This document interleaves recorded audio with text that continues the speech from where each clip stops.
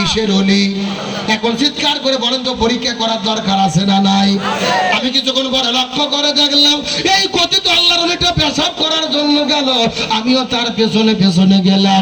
যাওয়ার পরে লক্ষ্য করে দেখি বাবা পেশাব করেছে, কিন্তু পেশাব করার পরে পানি ব্যবহার করে। লক্ষণ ভালো না খারাপ? আমি আস্তে করে যাই ডাকতে বললাম, বাবা আপনি পেশাব করলেন, পানি কেন ব্যবহার করলেন না? আমাকে ডাকতে বলে, হুজুর আপনি শরীয়তের হুজুর, মারেফত বুঝবেন না। আমি বলে শরীয়তের হুজুর, মারেফত বুঝবো না? আমি ডাকতে বলবো, এ কথিত আল্লাহর ওলি, আপনি বুঝে দিলেই তো বুঝতে পারবো, আপনি বুঝে দিলেই তো বুঝতে পারবো। আমাকে ডাকতে বলে, হুজুর আপনি কি জানেন এই পানি কোন পানি? আমি বললাম এই পানি কোন পানি? পরে নবীর নাতি ইমাম হোসেন ওই কারবালার প্রান্তরে পানি পানি বলে চিৎকার করে শহীদ হয়ে চলে গেছে। একটা ফোঁটা পানি নবীর নাতিকে দেওয়া হয় না। সেই পানি বাগেরে নবীর নাতি ইমাম হোসেন ওই কারবালার প্রান্তরে শহীদ হয়ে চলে গেল। আমি ওই পানি আমার এই জায়গায় ঠেকাবো না। কথা কি বুঝতে পেরেছেন? আমি তখন ডাকতে বললাম, হে কথিত আল্লাহর ওলি, নবীর নাতি ইমাম হোসেন কারবালার প্রান্তরে পানি না পাওয়ার কারণে ওই পানি যদি সামনের জায়গায় না ঠেকাও, আমার ফতুয়া হলো তুমি পায়খানা করার পরে পেছনে পানি ঠেকাতে পারবা না। এ কথা কন না কে? এরা কিন্তু জাতে মাতাল, কিন্তু তালে ঠিক। জাতে মাতাল মানে শীতের জন্য সামনে পানি ঠেকায় না, কিন্তু বলেন তো পায়খানা করার পরে পেছনে পানি ব্যবহার করে কি করে না? করে না। মানে পায়খানা করে পেছনে পানি ব্যবহার না করলে আমরা হুজুররা তো দূরের কথা, ওর বইবাক ঝাঁটা পেটা করে ঘর থেকে বের করে দেবে, বলবে যে তোর পিড়িগিরি ভারিয়া কর, দয়া করে ল্যাপ নষ্ট করিস না। কথা কোন ঠিক কিনা? এরকম ভণ্ড আছে না নাই? এরা আমার মাঝে মধ্যে গান গায়, কি রমান কাতিবিন রোজ হাসরের দিন মওলার কাছে যদি করে অভিযোগ, আমি বলবো দুনিয়ায় ছিলাম ন্যাংটা বাবার লোক। কি বাবা, একেবারে বাস্তব বলতেছি। গত 4 বছর আগে আমি মাহফিলে গেছি চাঁদপুর জেলার মতলব থানা। ওখানে যাওয়ার পরে কিছু লোক এসে আমাকে বলতেছে, হুজুর আমাদের এখানে ন্যাংটা বাবা আছে, হুজুর দেখতে যাবেন? আমি বললাম দেখা তো যায় না, জোর করে নিয়ে গেছে। যাই দেখি বাবার অবস্থা একেবারে পাল থেকে শুরু করে মাথা পর্যন্ত সফান সফা। কথা কি বোঝা যায়? মানে অফিস আদালত স্টেশন সব বের করা। আমি তখন দেখে বলতেছি নাউজুবিল্লাহ, সাথে সাথে একটা মুরিদ বলতেছে নাউজুবিল্লাহ বলবেন না হুজুর, বাবার ভেতরে মাল আছে হুজুর। কি আছে? আমি বললাম কে রে পাগলা, মাল যাচ্ছে, মাল তো দেখাই যাচ্ছে, ও মাল তো সবার মধ্যে আছে, নতুন কি মাল আছে ওটা দেখা। কতক্ষণ ঠিক কিনা? এই সমস্ত সিটের বাটপারদেরকে যুদ্ধ পিটা করে দেখ ছাড়া করা দরকার। কিন্তু এই কক্সবাজার মহেশখালীর মুসলমান গভীর মনোযোগ, এইবার আসল কথা শোনেন। এইরকম ভণ্ডামি যারা বাংলাদেশে করতেছে, এদের কোনো বিপদ বর্তমানে বাংলাদেশে নাই। কিন্তু যারা কোরআনের হক কথা বলেছে, কোরআনের সত্য কথা বলেছে, অর্ধশত বছর ধরে কোরআনের মাহফিলে আলোচনা করার পরে 13 বছর ধরে জেলে বন্দি থাকার পরে বিনা চিকিৎসায় বিদায় নিয়ে চলে গেছে। তার মানে বোঝা গেল ভণ্ডামি করলে কোনো বিপদ হয় না, কিন্তু হক পথে চললে বিপদ। তাহলে চিৎকার করে বলেন তো আজকের আলোচনার বিষয় কি? আরো জোরে বলেন। কক্সবাজার মহেশখালীর মুসলমান গভীর মনোযোগ, নির্দিষ্ট সাবজেক্টের উপরে আর সামান্য কথা বলার পর আপনাদের মধ্য থেকে বিদায় নিয়ে চলে যাব। কথাগুলো সুন্দর করে বোঝার চেষ্টা করবেন। ইমানের পরীক্ষা কাকে বলে?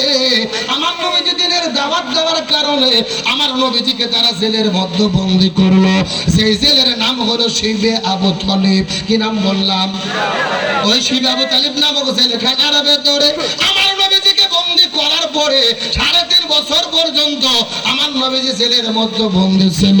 এই পৃথিবীর এমন কোন জেলখানা নাই যে জেলখানার ভেতরে দিনে অন্তত 1-2 খাবার দেওয়া হয় না। অথচ আমার নবীকে এমন একটা জেলের মধ্যে বন্দী করেছে, দিনের পরে দিন যায়, মাসের পরে মাস যায়, খাবার দেয় না রে। আমার নবী সাহাবীরা খাবার না পেয়ে গাছের পাতাগুলো ছিঁড়ে ছিঁড়ে খেয়েছে।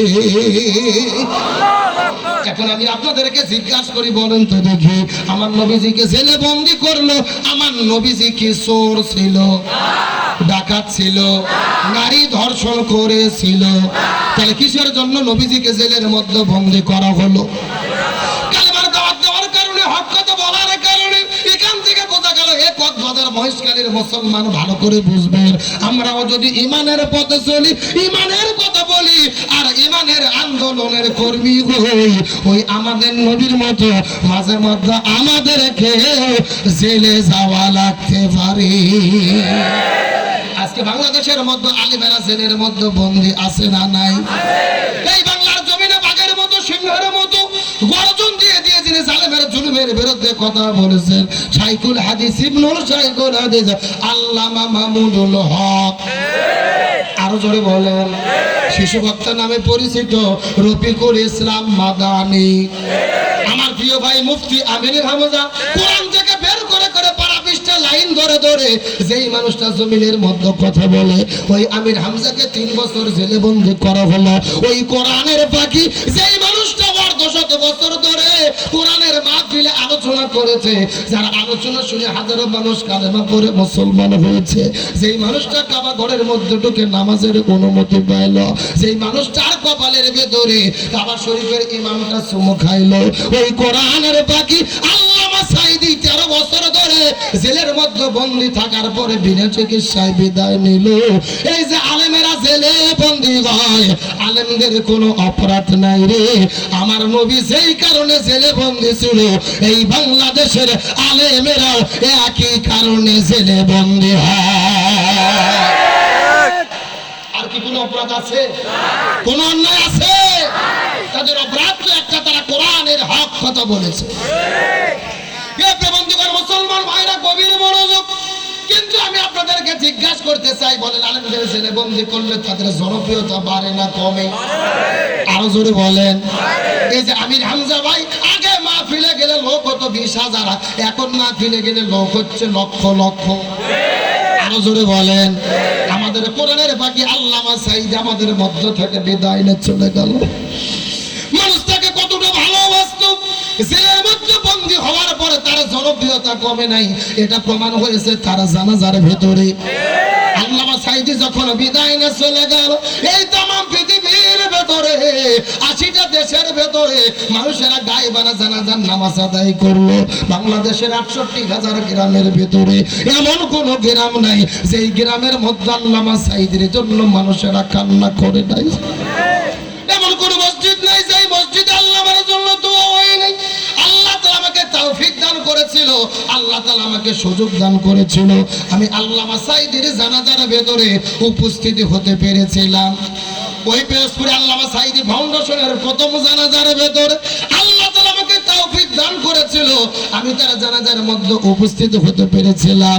এই কক্সবাজারে মুসলমান 2 মিনিট শিক্ষার জন্য বলবো, ওই আল্লামা সাঈদী যখন আমাদের মধ্যে থেকে বিদায় না চলে গেল, আগের দিনে সন্ধ্যার দিকে ওই যমুনা টেলিভিশনের মধ্যে যখন প্রচার করা হলো, ওই কোরআনের পাখিটা আমাদের মধ্যে থেকে বিদায় নিয়ে চলে গেছে। কেউ বিশ্বাস করতে চায় না রে। একজন আরেকজনকে মোবাইল করে, আরেকজন আরেকজনকে ফোন করে।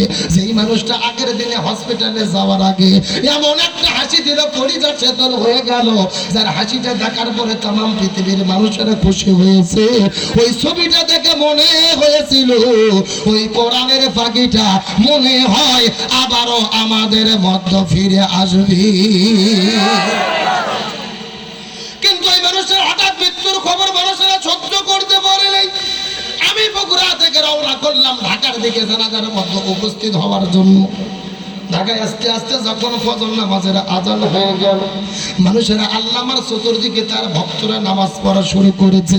কিন্তু নামাজ চলতে চলতে চতুর্দিক থেকে প্রশাসনের ভাইরা কেউ বা সাউন্ড গ্রেনেড নিক্ষেপ করা শুরু করলো, কেউ বা গ্রেনেড নিক্ষেপ করা শুরু করলো, কেউ বা টিয়ার সেল মারে, কেউ বা গুলি মারে। মানুষদেরকে ওখান থেকে সরায় দেওয়ার পরে ওই আল্লামার লাশটা টেনে গেছে বের করার পরে বস্তার মতো টেনে টেনে আর এক গাড়িতে ওঠানোর পরে আল্লামার লাশের সঙ্গে বেদবি করে লাশটা টেনে নিয়ে চলে গেল। যেই মানুষটা 2বার সংসদ সদস্য ছিল, যেই মানুষটা 10 বছর ধরে সংসদের ভেতরে এমপি হয়ে বক্তব্য দিয়েছে, যেই মানুষটার ঢাকা শহরের মধ্যে বাসা আছে, যেই মানুষটা পৃথিবীর একজন শ্রেষ্ঠ মুফাসসির, এই মানুষটার মৃত্যুর পরে তার জানাজা করতে না দিয়ে তার লাশটা টেনে গেছে, সেই রকম তারা জুলুম করেছে রে। এ কক্সবাজারের মুসলমান, এর চাইতে বড় জুলুম এই বাংলার জমিনে আর একটাও হতে পারে না। আমার বন্ধুগণ, মুসলমান ভাইরা, গভীর মনোযোগ। ওই রাস্তা টেনে গেছে যখন ঢাকার থেকে পিরোজপুরের দিকে রওনা করে দিয়ে এইদিকে ঘোষণা বলে দুটোর দিকে জানাজা হবে।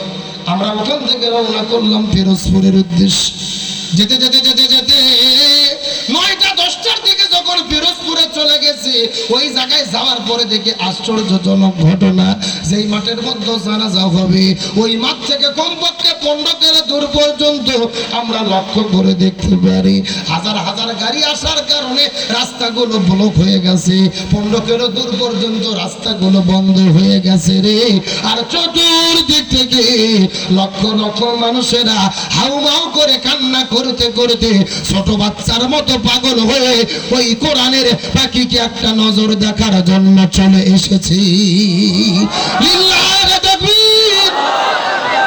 ওই জায়গার মধ্য থেকে প্রায় 2 ঘন্টা ধরে কষ্ট করার পরে ঠেলে ঠেলে যখন আসল মাঠের মধ্যে চলে গেলাম, ওই মাঠে যাওয়ার পরে আল্লামা সাঈদীর যখন জানাজা শুরু হলো, একটা কথা মিথ্যা কথা বলবো না, আমার সামনে কোরআন আছে, আল্লাহর কসম করে বলি, জীবনে কত মানুষের জানাজাটা দেখলাম, বাবা মা মারা গেলে সন্তান কান্না করে না, অথচ আল্লামা সাঈদীর যখন জানাজা শুরু হলো, এই যে লক্ষ লক্ষ মানুষের জানাজা রে, ওই জানাজা শুরু হওয়ার পরে এই লক্ষ মানুষেরা এমন ভাবে হাউমাউ করে কান্না করা শুরু করেছে, আমার মনে হচ্ছিল মনে হয় এই মাঠের ভেতরে আল্লাহ তাআলা হাসরের ময়দানের একটা চিত্র দেখায়া দিল। এক কথাতে মুসলমান, গভীর মনোযোগ। জানি না জীবনে আপনাদের মধ্যে আসতে পারবো কি পারবো না, তবে শেষ কথাগুলো আপনাদের মধ্যে বলে বিদায় নিয়ে চলে যেতে চাই। ওই কোরআনের পাখি বিদায় নিয়ে চলে গেল।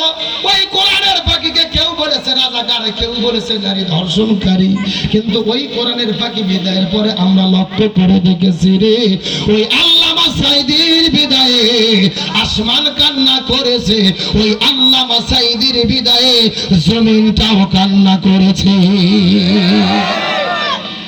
আল্লামা সাঈদীর বিদায়ে আসমানটা কান্না করেছে, আল্লামা সাঈদীর বিদায়ে জমিনটাও কান্না করেছে। এখন হয়তো আপনারা প্রশ্ন করতে পারেন, হুজুর এটা কেমন করে বললেন? কোরআন হাদিসের মধ্য থেকে ব্যাখ্যাটা দেন তো দেখি। গভীর মনোযোগ দিয়ে কথাগুলো সুন্দর করে বোঝার চেষ্টা করবেন। ওই কোরআনের পাখির বিদায়ে আসমান কান্না করলো, জমিনটাও কান্না করলো, কেমনে বোঝা গেল? ওই কোরআনের পাখি আল্লামা সাঈদী যখন বিদায়ে চলে গেল, আল্লামা সাঈদীর মৃত্যুর সাথে সাথে পুরো বাংলাদেশের ভেতরে 64টা জেলার ভেতরে একই সঙ্গে ঝিরি ঝিরি ঝিরি ঝিরি গুড়ি গুড়ি বৃষ্টি শুরু হলো। এমন কোন জেলা নাই, এমন কোন গ্রাম নাই যে জায়গার মধ্যে বৃষ্টি হয় নাই। এই বাংলাদেশের রেকর্ড হলো 20 বছরের ভেতরে কক্সবাজারের মধ্যে যদি বৃষ্টি হয় চট্টগ্রামে হয় না, চট্টগ্রামে হলে সিলেটে হয় না, আবার সিলেটে বৃষ্টি হলে রংপুর রাজশাহীতে হয় না। অথচ আল্লামা সাঈদীর বিদায়ে 24 ঘন্টার ভেতরে আল্লাহ 64টা জেলার ভেতরে গুড়ি গুড়ি গুড়ি গুড়ি বৃষ্টি নাজিল করে দিয়েছে। মুসলমানের এই জায়গার মধ্যে শেষ নয়। ওই কোরআনের পাখির বিদায়ের পরে যখন আল্লামা সাঈদী ফাউন্ডেশনে কবরের পাশে তারা কবরটা খোঁড়া হবে, ফজর নামাজের পরে আস্তে করে যখন কবর খোঁড়া শুরু হয়ে গেল, আকাশ থেকে ঝমঝম ঝমঝম করে বৃষ্টি শুরু হয়ে গেল। ওই বৃষ্টির মধ্যে কবর করতে করতে যখন 9টার দিকে কবর খোঁড়া শেষ হয়ে গেল, আস্তে করে বৃষ্টিটাও বন্ধ হয়ে গেল, রোদ্র বের হলো, আকাশটা পরিষ্কার। 2টা 3টা পর্যন্ত জানাজা হলো। জানাজাটা হয়ে যাওয়ার পরে যখন লাশটা কবরের মধ্যে নামানো হবে, আবারও ঝমঝম ঝমঝম ঝমঝম করে বৃষ্টি শুরু হলো। এখন আমি আপনাদেরকে জিজ্ঞাসা করি, এক কক্সবাজারে মুসলমান চিৎকার করে বলেন তো, বৃষ্টি দেওয়ার মালিক কে? আরো জোরে বলেন। আবার বৃষ্টি বন্ধ করার মালিক কে? কিন্তু প্রত্যেকটা ঘটনার মধ্যে নিদর্শন আছে না নাই? এই জন্য বলছে আল্লামা সাঈদীর বিদায়ে আসমানটা কান্না করেছে। এই জায়গার মধ্যে শেষ নয় রে মুসলমান, ওই কোরআনের পাখির বিদায়ের মাত্র 9 মিনিট পরে পুরো ঢাকা শহরটা ভূমিকম্পের ভেতরে কেঁপে উঠেছে। লিল্লাহি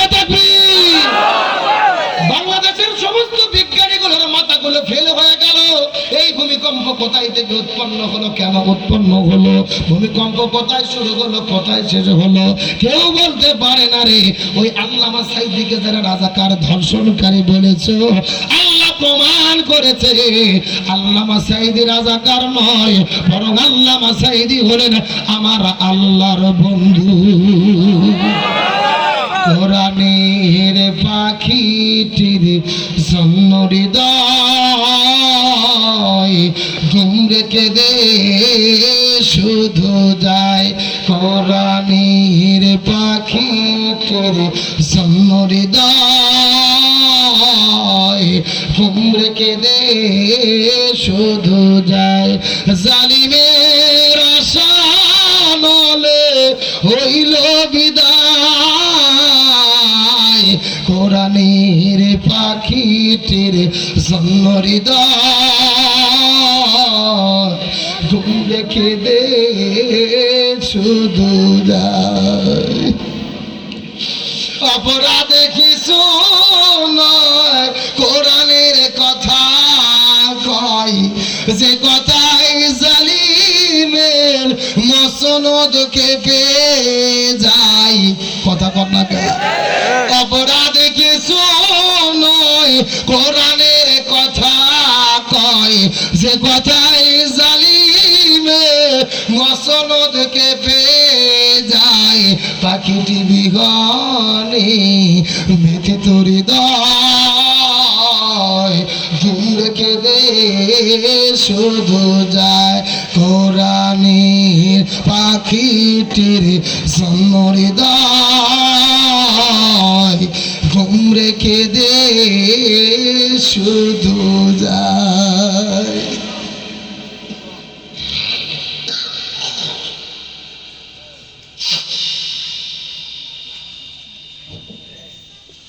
সম্মানিত উপস্থিত ভাইরা, ইমানদারদের হেফাজত করবেন কে?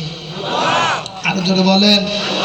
এই কক্সবাজারের মুসলমানের মনের মধ্যে কষ্ট নিয়ে শুধু একটি কথা আপনাদেরকে শেয়ার করতে চাই। ওই কোরআনের পাখি আমাদের মধ্য থেকে বিদায় নিয়ে চলে গেল। কখনকার ডাক আসবে, আল্লাহ ডাক দিলে বিদায় নিয়ে চলে যেতেই হবে। কিন্তু আল্লামা সাঈদীর দুইটা ছেলে বলেছেন, আমাদের বাবা আল্লামা সাঈদীর মৃত্যুটা স্বাভাবিক মৃত্যু ছিল না, তাদেরকে পরিকল্পিতভাবে বিদায় করা হয়েছে। তারা বাস্তব প্রমাণ। আল্লামা সাঈদীকে চিকিৎসা করার জন্য যেই ডাক্তারকে দায়িত্ব দিয়েছেন, এই ডাক্তারের নাম হলো ডাক্তার মোস্তফা জামান। এই ডাক্তার মোস্তফা জামান কোন ডাক্তার? যেই ডাক্তার 2013 সালে শাহবাগের গণজাগরণের মঞ্চে দাঁড়িয়ে স্লোগান দিয়েছিল, সতে সাঈদী তুই রাজাকার, তুই রাজাকার, রাজাকারের ফাঁসি চাই। এই ডাক্তারকে দিল চিকিৎসা করার জন্য। ওই হসপিটালের নার্স বলেছেন, এই ডাক্তার যখন আল্লামা সাঈদীকে ইনজেকশন করেছেন, তারপরে আল্লামা সাঈদী বিদায় নিয়ে চলে গেছে। আল্লামা সাঈদীর শরীরে কি পয়জন ঢোকাইছে, কি ইনজেকশন করেছে, কি মেডিসিন দিয়েছে, এখন পর্যন্ত তারা জাতির কাছে প্রকাশ করেনি। আমরা বলতে চাই, আজ হোক কালে হোক সময়ের পরিবর্তন হবে, সত্য উদ্ঘোষিত হবে। তোমরা যারা কোরআনের পাখিকে নিয়ে ষড়যন্ত্র করেছো, তোমাদেরকে জনতার আদালতে একদিন জবাব দিতে হবে। আলেমদের পক্ষে আমরা আছি না নাই? আরো জোরে বলেন আছি না নাই? কিন্তু হুজুগে বাঙালি হলে হবে। আজকে বাংলাদেশ আমরা তো হুজুগে বাঙালি, যেই দিকে যেই রপটে আমরা সেই দিকে ছুটে পড়ি। এই যে গত 1 মাস আগে নির্বাচন হয়ে গেল, নতুন করে একজন এমপি হয়েছে, যার নাম হলো ব্যারিস্টার সুমন। জোরে বলেন নাম কি? এই ব্যারিস্টার সুমন মাঝে মধ্যে ফেসবুক লাইভে আসে, এই যে ব্রিজ করে, কালভার্ট করে, ফুটবল খেলে, মাঝে মধ্যে রাস্তা থেকে পোল সরায়, কিছু ভালো ভালো কাজ করে ইউটিউবার হয়ে মানুষের আয় ওয়াশ করার মাধ্যমে মানুষের জনপ্রিয়তা অর্জন করেছে। আমি ভালো কাজের বিরোধিতা করি না, কিন্তু তার এমপি হওয়ার পরে বাংলাদেশের কিছু আলেমেরা তাকে নিয়ে এত মাতামাতি শুরু করেছে, এটা কখনোই শুভনীয় নয়। কিছু কিছু আলেমদেরকে তো আমি দেখলাম তার গলার মধ্যে মালা দিয়ে নিজেদেরকে গর্ভবতী ভাবতেছে। কথা বলেন না কেন?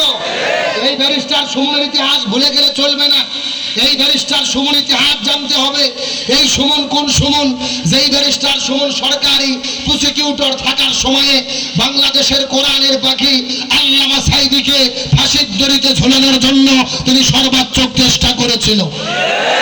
এমনকি আল্লামা সাঈদীর ফাঁসি না হওয়ার কারণে তিনি মনের মধ্যে কষ্ট পেয়েছিল। অ্যাটর্নি জেনারেল মাহবুবে আলম তিনিও কষ্ট পেয়েছিল। আল্লামা সাঈদীর যেন ফাঁসি হয়, তাকে ফাঁসি দেওয়ার জন্য তাকে রাজাকারের বাচ্চা বলে সর্বাত্মক চেষ্টা করেছে। এখন আমি প্রশ্ন করতে চাই, যেই ব্যক্তি আল্লামা সাঈদীর ফাঁসি চেয়েছিল, ফাঁসির ষড়যন্ত্র করেছিল, তাকে কি কোনো মুসলমান সমর্থন করতে পারে? আর পক্ষে থাকতে পারে? এমনকি এই যে গত 3 বছর আগে বাংলাদেশে ভাস্কর্য বিরোধী যখন আন্দোলন হলো, ঠিক সেই সময়ে এই ব্যারিস্টার সুমন বলেছিল, যারা ভাস্কর্য মূর্তির বিরুদ্ধে কথা বলে এরা হলো রাজাকারের বাচ্চা। নাউজুবিল্লাহ বলবেন না? এ বলেছিল যারা ভাস্কর্যের বিরুদ্ধে কথা বলে এই হুজুরগুলো হলো রাজাকারের বাচ্চা। আলেমদেরকে যে রাজাকার বলে গালি দেয়, আলেমদেরকে ফাঁসির দড়িতে ঝুলায়, এরা আলেমদের কাছে মাপ না চাওয়া পর্যন্ত আমরা এর পক্ষে থাকতে পারি না। একটা কথা ভালো করে বুঝলেন, আমি তার ব্যক্তিত্বকে ভালোবাসি, তার ভালো কাজের প্রশংসা করি, কিন্তু তার মধ্যে যে আলেম বিরোধী মনোভাব আছে, এটা আগে জাতির কাছে ক্ষমা চাইতে হবে, তওবা করে আলেমদের কাছে ফিরে আসতে হবে। বাংলাদেশের প্রধানমন্ত্রী প্রাইম মিনিস্টার শেখ হাসিনা প্রথম দিনে ব্যারিস্টার সুমনকে বলেছে, সুমন তুমি তো হলে ফেসবুকের এমপি। জোরে বলেন কিসের এমপি? মানে ফেসবুকে কন্টেন্ট তৈরি করে ভাইরাল জনপ্রিয় হয়ে এমপি হয়ে গেছো। আমি এখান থেকে গবেষণা করে দেখেছি, হিরো আলম আর ব্যারিস্টার সুমনের মধ্যে কোনো পার্থক্য নাই। এই যুবকেরা হিরো আলমকে চেনো না? আমাদের বগুড়ার হিরো আলম ভোটে দাঁড়াইছিল 3 বছর আগে, ভোটে এমপি হয়েও ছিল, কিন্তু তাকে এমপি হতে দেয়নি, কারণ হিরো আলম তো তাদের দলের না। আর ব্যারিস্টার সুমন হলো তাদেরই লোক। মানে ও যদিও শরীফা দাবি করতেছে, আসলে ও শরীফা না, সত্যি সত্যি আসলে শরীফ। এই কথা কর না কে? মানে মনে মনে বিদ্রোহী প্রার্থী, তলে তলে একই গুরু। কথা বল ঠিক কিনা? হিরো আলম এমপি হতে পারেনি, সুমন এমপি হয়েছে নৌকার লোক হওয়ার কারণে। আমরা সুস্পষ্ট করে বলতে চাই, ব্যারিস্টার সুমন তোমাকে মানুষ ভালোবাসে, আমরা স্যালুট দেই, আমরাও সম্মান করি, কিন্তু আলেমদের বিরুদ্ধে তোমার যে মনোভাব আছে এটা পরিবর্তন করে আলেমদের কাছে ফিরে আসতে হবে। ভোটের আগে কত গল্প, জনগণের পক্ষে কথা বলবো, অথচ সংসদে যেদিন প্রথম দিন গেছে 7 মিনিট টাইম পাচ্ছে। ধরে বলেন কয় মিনিট? 7 মিনিটের ভেতরে 5 মিনিট টাইম পার করছে শুধু তেল আর পাম মারে। এই যুবকেরা কথা কও না কে? মানে তেল মারতে আর পাম মারতে 5 মিনিট টাইম শেষ, আসল কথা বলার টাইম নাই। তার মানে বোঝা গেল এমপি হওয়ার পরে জনগণের কথা আর মনে থাকে না। নির্বাচনের আগে কলার গাছ দেখলেও সালাম দেয়, আর ভোটের পরে খুঁজে পাওয়া যায়। সুতরাং বলতে চাই, যারা আলেমদের বিরুদ্ধে তাদেরকে আমরা সমর্থন করতে পারি। কিন্তু আমি একটা কথা আপনাদেরকে বলতে চাই, আল্লামা সাঈদীর কথা শোনার পরে আপনার চোখের পানি ফেলে কান্না করলেন। এই কক্সবাজারের মুসলমান, শুধু কান্না করলে হবে না। আল্লামা সাঈদীর জীবনে 2টা স্বপ্ন ছিল। চিৎকার করে বলেন কয়টা? আল্লামা সাঈদীর জীবনের প্রথম স্বপ্ন ছিল, সারা জীবন তিনি বলেছে, আল্লাহ আপনি আমাকে শাহাদাতের মৃত্যু দান করবেন। ওই কোরআনের পাখি 13 বছর জেলে বন্দী থেকে বিদায় নিয়ে চলে গেছে। আমরা বিশ্বাস করি আল্লাহ এর ওসিলায় তাকে জান্নাতের মেহমান বানাবে, শাহাদাতের মর্যাদা দান করবে ইনশাআল্লাহ। আর 2 নম্বর স্বপ্ন আল্লামা সাঈদী দেখতো, এই বাংলাদেশ যেন কোরআনের রাষ্ট্র হয়, এই বাংলাদেশ যেন কোরআনের রাজ হয়। এখন আমি আপনাদের জিজ্ঞেস করি, বাংলাদেশ কি কোরআনের রাষ্ট্র হয়েছে? কোরআনের রাজ হয়েছে? সুতরাং আল্লামা সাঈদীর আলোচনা শোনার পরে শুধু চোখের পানি ফেলে কান্না করলে হবে না। আল্লামা সাঈদীর স্বপ্ন পূরণ করার জন্য, এই বাংলার জমিনে কোরআনের রাষ্ট্র কায়েমের জন্য, এই বাংলার জমিনে কোরআনের রাজ কায়েমের জন্য আল্লাহ আমাদেরকে যতদিন বেঁচে রাখে, ইসলামী আন্দোলনের কর্মী হয়ে, ইসলামী আন্দোলনের সৈনিক হয়ে এই বাংলার জমিনে আল্লামা সাঈদীর স্বপ্ন পূরণের জন্য ইসলামী আন্দোলন করতে, এই বাংলাদেশে কোরআনের রাষ্ট্র কায়েম করতে, কোরআনের আন্দোলনের কর্মী হয়ে আমৃত্যু কাজ করতে কারা কারা রাজি আছেন? দুটো হাত আল্লাহকে ধরে দেখান।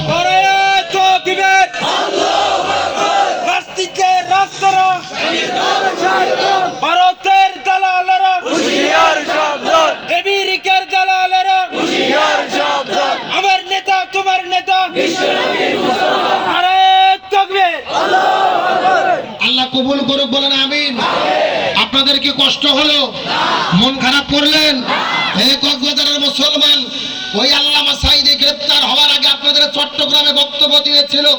আমি আমি বাংলাদেশের উত্তর গগনে ঘোর কালো মেঘ অন্ধকার তমসার জন্য রাত দেখতে পাচ্ছি। এই অমাবস্যার রাতকে যদি আমরা সক্ষম ভাবে মোকাবেলা করতে না পারি, এর শুভে সাদিক হওয়া অসম্ভব হয়ে যাবে। আল্লামা সাঈদী যেই বক্তব্যগুলো দিয়ে গেছে, বর্তমানে বাংলাদেশে এই বক্তব্যগুলো 100% কার্যকর হয়ে গেছে। আজ থেকে 20 বছর আগে তিনি যে বক্তব্য দিয়েছে, আজকে যদি শুনি মনে হয় কিছুক্ষণ আগেই তিনি বক্তব্য দিয়ে গেল। বাংলাদেশের কোরআনের পাকে আল্লামা সাঈদী এক নম্বর ব্যক্তি। এই বাংলাদেশের মানুষের ধারণা ছিল মোল্লার দৌড় হলো মসজিদ পর্যন্ত। মোল্লার দৌড় মানে হুজুরদের খাইয়ে দেওয়ার কাজ নাই, শুধু খাবে আর নামাজ পড়াবে। কিন্তু আল্লামা সাঈদী প্রমাণ করেছে না, মোল্লার দৌড় মসজিদ পর্যন্ত নয়, মোল্লার দৌড় হলো সংসদ পর্যন্ত। তিনি যেই রকম তিনি কোরআনের তাফসীর করেছে, একই রকম ভাবে সংসদে যাওয়ার পরে তিনি কোরআনের বক্তব্য দিয়েছে। কিন্তু মনের মধ্যে বড় কষ্ট, যেই সংসদে আল্লামা সাঈদী বক্তব্য দিল, যেই সংসদে কোরআনের বক্তব্য হলো, বর্তমানে সেই সংসদের ভেতরে নায়ক নায়িকা, গায়ক গায়িকা, খেলোয়াড় শিল্পী দিয়ে সংসদটা আড্ডাখানা হয়ে গেছে। এই কথা বল না কে? এখন বর্তমানে সংসদে আলেম নাই, ওখানে নায়ক নায়িকা, গায়ক গায়িকা আছে না নাই? এই যে বাংলাদেশের নায়িকা মাহিয়া মাহি, যুবকেরা কথা কয় না, আছে না নাই? যে নির্বাচনে দাঁড়াইলো টিরাক মার্কা, মনে খুবই আশা এমপি হবে, এমন ভোটে দাঁড়াইলো 30টা কেন্দ্রে, একটা ভোটও পায়নি। টিরাক একেবারে খাদের মধ্যে পড়ে শেষ। টিরাকও হারালো, এমপির পদও হারালো, গতকালকে রাতে দেখলাম স্বামীকেও হারালো। যুবকেরা কথা কয় না, লাইভ এসে কান্না করতে করতে বলতেছে আমি আলাদা থাকি, স্বামী আলাদা থাকে, আমাদের ডিভোর্সের পথে সংসার আর টিকবে না। 2 নম্বর স্বামী জীবন থেকে চলে গেল। জোরে কোন সুবহানাল্লাহ। কি এ জোরে কোন নাউজুবিল্লাহ। শোনেন, শিক্ষার জন্য বলতেছি, ভুল বুঝবেন না। এই যে অন্ধকার চলচ্চিত্র জগৎ, এই জগতে কোনো শান্তি নাই।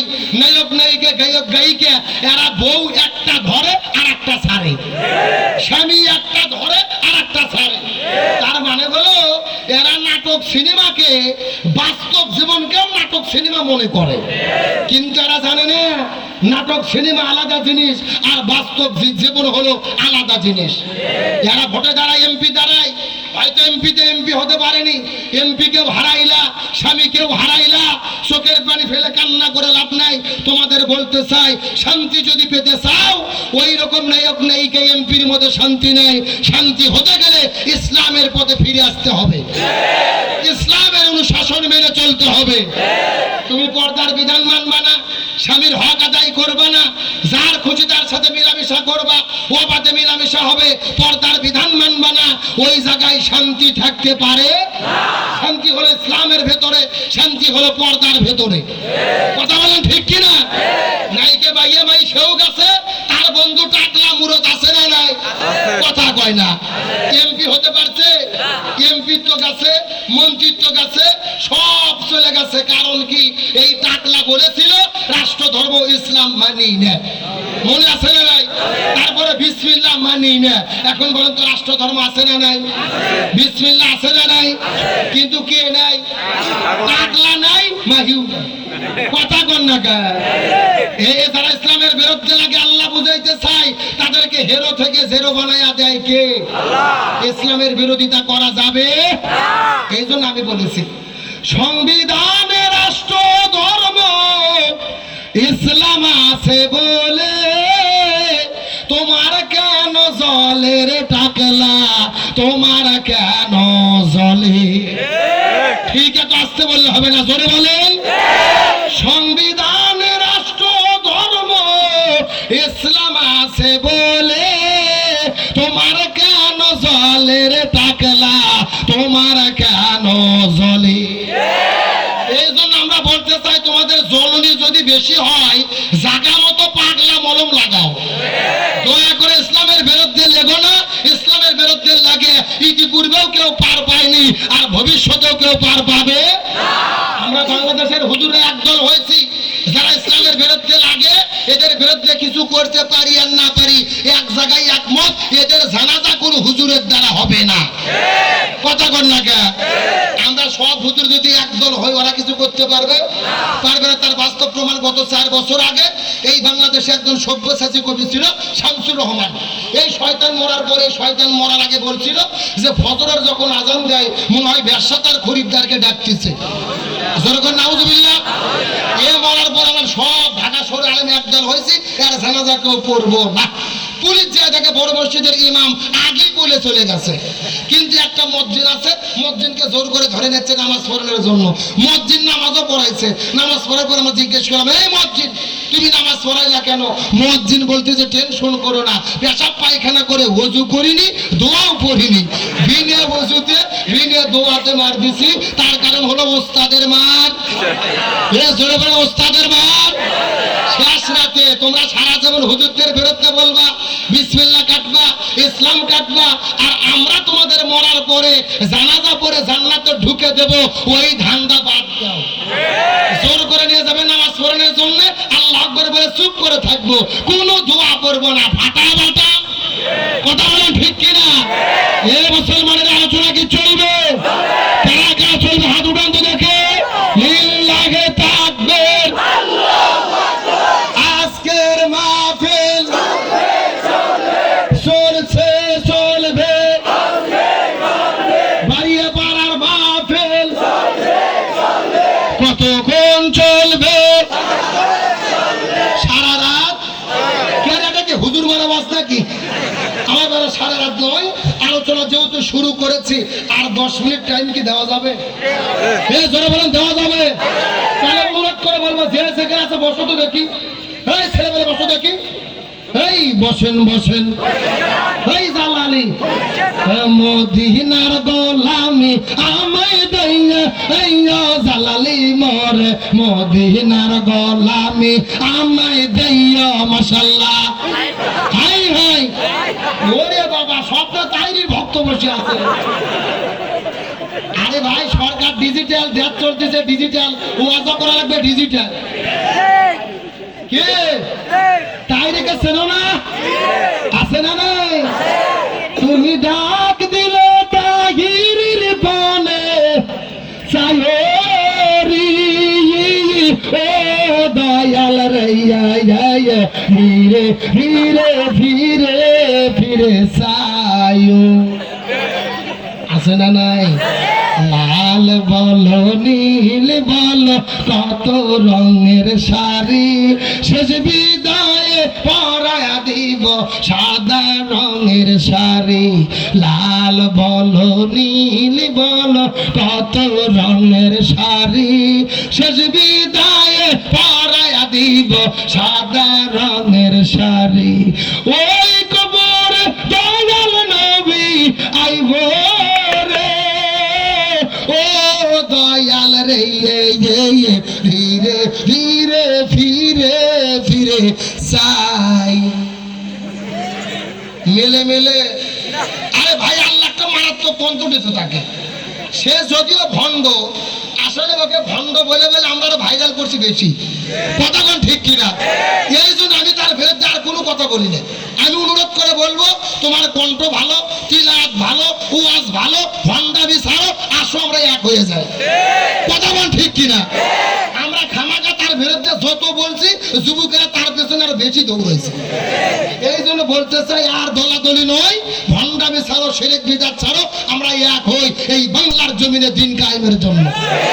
আল্লাহ তাআলা কবুল করে বলেন আমিন। তাহলে মিনিট 5 টাইম কি দেওয়া যাবে? এখন পর্যন্ত বসেনি ওরা। কারা রে বসে গেছে? আলহামদুলিল্লাহ কম। এখন যদি অনুমতি দেন মহিলাদের জন্য 2 মিনিট কিছু বলবো। বলার দরকার আছে না নাই? আমার অন্ধকার মুসলমান ভাইরা, গভীর মনোযোগ। মা বোনদেরকে ডাকতে বলবো, মা বোনেরা কথাটা সুন্দর করে ভালো করে বোঝার চেষ্টা করবেন। আমার নবীজি ওই মেরাজের রজনীতে সর্বপ্রথম চলে গেলেন জান্নাতটা পরিভ্রমণ করার জন্য। ওই জান্নাত পরিভ্রমণ করার পরে চলে গেছেন জাহান্নামের ভেতরে। ওই জান্নাতটা পরিভ্রমণ করার পরে আমার নবীজি পৃথিবীতে আসার পরে ফাতেমার সঙ্গে যখন নবীজির দেখা হয়ে গেল, মনটা খারাপ করে আমার নবীজি বসে আছে। ফাতেমা ডাক দিয়ে বলে বাবা আপনার মন খারাপ কারণটা কি বলেন তো দেখি।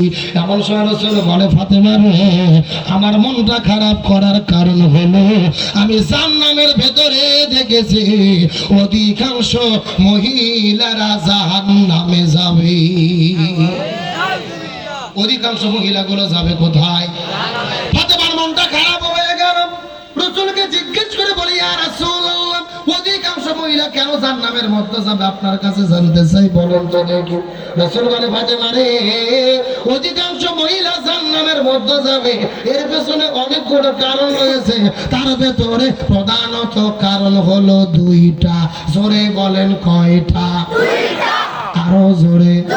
ফাতেমা জিজ্ঞেস করে বলে বাবা কোন দুইটা কারণে অধিকাংশ মহিলাগুলো জাহান্নামে যাবে বলেন তো দেখি। রাসূল বলে ফাতেমা রে তার মধ্যে প্রথম নম্বর কারণ হলো যেই মহিলাগুলো পর্দার বিধান মেনে চলে না, মাথার চুলগুলোকে বের করার পরে আত্রা পাঁচরাকে বের করার পরে বেপরদা অবস্থায় রাস্তাঘাটে ঘোরাফেরা করে, এই সমস্ত মহিলাগুলো জাহান্নামে যাবে। তার মানে বোঝা গেল বেপরদা নারী যারা জাহান্নামে যাবে তারা এই শূন্যস্থান পূরণ বোঝেন না। ফেরে বেশ কমে দিয়েছেন, হালকা বেশ দেন দেখি, হালকা রিবান দাও, হালকা হালকা রিবান। চিৎকার করে বলেন বেপরদা নারী যারা। ফেরে পর্দার মিছিল করতেও কি ভয় লাগতেছে যে বইয়েরা রাগ করবে নাকি? চিৎকার করে বলেন বেপরদা নারী যারা। এখন বলেন তো দেখি কক্সবাজারে বেপরদা নারী আছে না নাই? আমি কি কিছু বলবো? এ যুগের মেয়েদের ধরন বলিতে লাগে শরম সকালবেলা, আর সকালবেলা বোরকা পরে বিকালবেলা ওড়না নাই। দাদা ভাই ডিজিটাল দেশ বুঝিয়ে তাই এই কথা কন না কে? দেখবেন সকালে এমন ভাবে বোরকা পড়ছে সেনার কোনো বুদ্ধি, আবার বিকেলে বোরকা তো দূরের কথা শরীরে ওড়না পর্যন্ত থাকে, আর ওড়না যদি দেয় আমার দিকে তাকায় না, এরকম শুধু পেঁচায় পেঁচায় পেঁচায় একেবারে পেঁচে পেঁচে দড়ির মতো চেকন করে করে করে করে গলার মধ্যে দিয়ে পিছন দিক দিয়ে ফেলে দেয়। আছে না নাই? আচ্ছা বলেন তো পেছনে ঢাকার কি কিছু আছে? এটা পর্দা না বাটপারি? আরে নারী হলো ঘরের শোভা, স্বামীর সেবা করে। এখন উল্টো দেখে নারীরা সব স্বামী কি ধরে মারে। ঠিক কারা কারা বইয়ের হাতে মার খাচ্ছেন হাত উঠন্ত দেখি। ওই যে একসাসারে আমার ভাইরা শোনেন, ওই একসাসা না, অধিকাংশ স্বামী দিনে কিংবা রাতে বইয়ের কাছে মার ফেলে বসে আছে, কিন্তু লজ্জাতে বলে না। তার কারণ আমাদের সমাজে যেরকম স্বামীকে মারা বউ আছে, একই রকম ভাবে বউকে মারা স্বামী আছে না নাই? এমন স্বামী আছে বউ গরুর মতো পিঠে। জোরে বলেন কিসের মতো? হাটের মধ্যে একটা লাঠি নিয়ে বউ মারা শুরু করছে, বলছে তুই আব্বা না বলা পর্যন্ত তোর মায়ের বন্ধ হবে না। বউ মার সহ্য করতে না পারে বলছে আব্বা। পরের দিন ওই শয়তান হুজুরকে ফোন দিয়ে বলতেছে হুজুর বউ তো আব্বা বলছে ফতুয়া কি? আমি বললাম ফতুয়া পরে আগে তোর বাটাম ফাটাতে হবে। কথা বল না কে? তার কারণ বলেন তো দেখি বউকে কি মারা যাবে? কে বলে মারা যাবে না? বউকে কখন কখন মারা যাবে আমি কি হাদিস থেকে বলবো? আমার দিকে তাকান। বউ যদি শরীয়ত বিরোধী কাজ করে, ইসলাম বিরোধী কাজ করে, জিনা ব্যভিচার করে, তখন বউকে মারা যাবে। এখন মারবেন কোথায় কোথায়? আমার দিকে তাকান। মাথা বা, মুখ বা, পেট বা, পিঠ বা, কোমর বা, মাজা বা, হাঁটুর থেকে শুরু করে নিচ পর্যন্ত। কথাকে বুঝেছেন? আর যেই ভ্যাপ দিয়ে মারবেন এই ভ্যাপের পরিমাপ হবে একদিকের অর্ধেক, মানে হলো এক মুষ্টি। আমি গত বছর গাইবান্ধা জেলাতে ওয়াজ করেছি, একটা যুবক বলতেছে হুজুর এক মুষ্টি ধরবো কি আর মারবো কি? তখন আরেকজন বলতেছে হুজুর ধরার মতো যদি ধরার পরে কোনো মতো যদি মাথা বার হয়ে থাকে ওই মাথা দিয়ে ঘুরতে দেবো। এরকম ভণ্ড আছে না? না ও তাও ভোট মারবে। এখন বলেন তো ভোট মারলে কি বউ ঠিক হবে? না, রাসূল বলেছেন মহিলাদের সৃষ্টি করা হয়েছে বাম পাথরের বাঁকা হার দিয়ে। জোরে বলেন কি হার? এখন বাঁকা হার যদি হাতুড়তে মানে সোজা করতে চান সোজা হবে, ভেঙে মচকে যাবে। এই ধরনের বউদেরকে মেরে নয়, বউদেরকে ভালোবাসা দিয়ে সোনা ময়না কলজে টিয়ে বাকি বলে আপন করতে হবে। জোরে বলেন সুবহানাল্লাহ। মেয়ে মানুষ যা খুশি হয়েছে ভাই, যেই রকম হুজুরি তো দরকার। তাহলে চিৎকার করে বলেন বেপরদা নারী যারা। আরো জোরে বলেন বেপরদা নারী যারা। এই কথা শোনার পরে ফাতেমা কান্না করতে করতে ডাকতে বলে বাবা আপনি বলে দিয়েছেন এই দুইটি কারণে অধিকাংশ মহিলা জাহান্নামের মধ্যে যাবে, তার মধ্যে 1 নম্বর হলো বেপরদা নারী, 2 নম্বর কারা জাহান্নামের মধ্যে যাবে বলেন তো দেখি। রাসূল বলে ফাতেমা রে 2 নম্বর হলো ওই প্রকার মহিলাগুলো যেই মহিলাগুলো স্বামীর খেদমত করে না, স্বামীর কথা মতো চলে না, স্বামীর আনুগত্য করে না, এই মহিলাগুলো জাহান্নামের মধ্যে যাবে। তার মানে বোঝা গেল স্বামীর অবাধ্য স্ত্রী যারা জাহান্নামে যাবে। চিৎকার করে বলেন বেপরদা নারী যারা,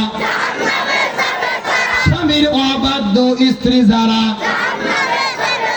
এই জন্য স্বামীর খেদমত করার দরকার আছে না নাই? এ কক্সবাজার মুসলমান ভাইরা গভীর মনোযোগ বোঝার চেষ্টা করবেন। আর 2 মিনিটের ভেতরে একটা দৃষ্টান্ত দেওয়ার পরে আপনাদের মধ্য থেকে বিদায় নিয়ে চলে যাব। আমার মায়েরা বোনেরা কথাগুলো কান কারা করে ভালো করে বোঝার চেষ্টা করবেন। জানি না আর যেমন আপনাদের মধ্যে কোনোদিন আসতে পারবো কি পারবো না। আমার নবীজির প্রথম যিনি বিবি ছিল বলেন তো সেই বিবিটার নাম কি? আরো জোরে বলে খাদিজাতুল কুবরা রাদিয়াল্লাহু তাআলা।